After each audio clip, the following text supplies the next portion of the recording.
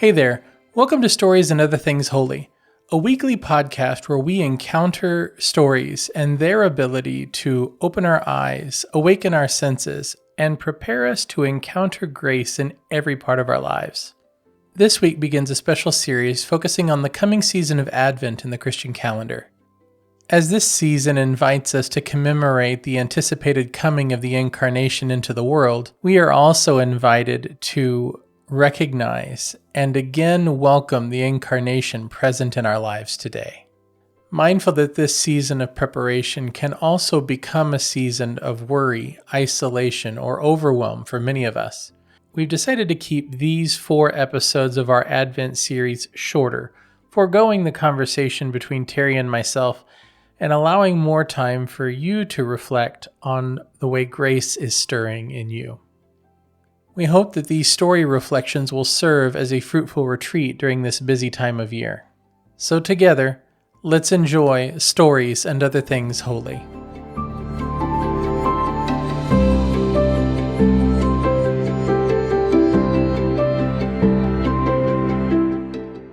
Stories and Other Things Holy. Advent. And this is the story, isn't it? Or at least one of the stories of the Christian imagination. This period of time that presumably gets us ready to host, wrestle with, dance with the Incarnation.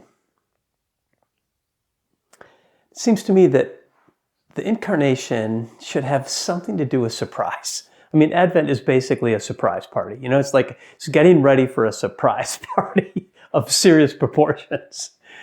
And this story comes to us from Greg Boyle. Many of you are familiar with him.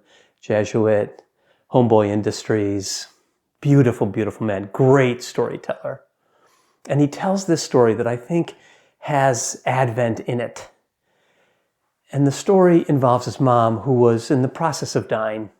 I think it was a Irish Catholic-y family, so there's a lot of kids. And mom is dying. The kids love her. She loves the kids. She's not dying quickly, so they do that like rotating thing. But now she's sort of dying, more actively dying. So now all the kids are in, but they can't stay forever in vigil because the dying is not that imminent. So they sort of take shifts. You know, many of you have done that. So it's Greg's shift. And he's there sort of in the middle of the night. And his mom is in and out of consciousness. And she emerges into consciousness. And he senses that she's, shifting a little bit. So he goes over to be with her. And she opens her eyes. And she just breaks into this big, fragile, vulnerable smile. And she just says to him, "You're here." Yeah.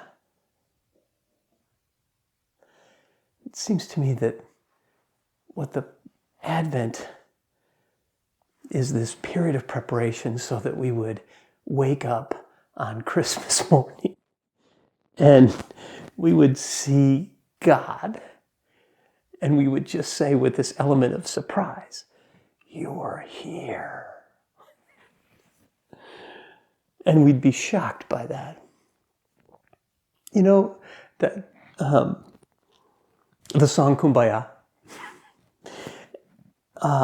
When I think of it, I think of it's used primarily by politicians when there's a conversation about like going across the aisle and we should actually talk to each other and, I don't know, do something on behalf of the people.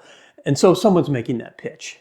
And then the other person says, "So, what do you want us to do? Just sit around here, hold hands and sing Kumbaya?"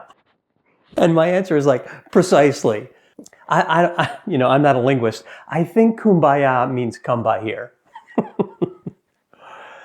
And the Advent prayer is that we might pray with a modicum of desperation, come by here. And in some ways, that's not good theology because God's already here. But the point of Advent is that we prepare so that we can open our eyes on Christmas morning and say with surprise and gratitude, "You're." here.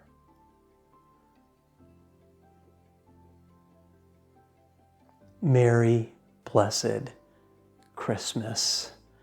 Stories and other things holy.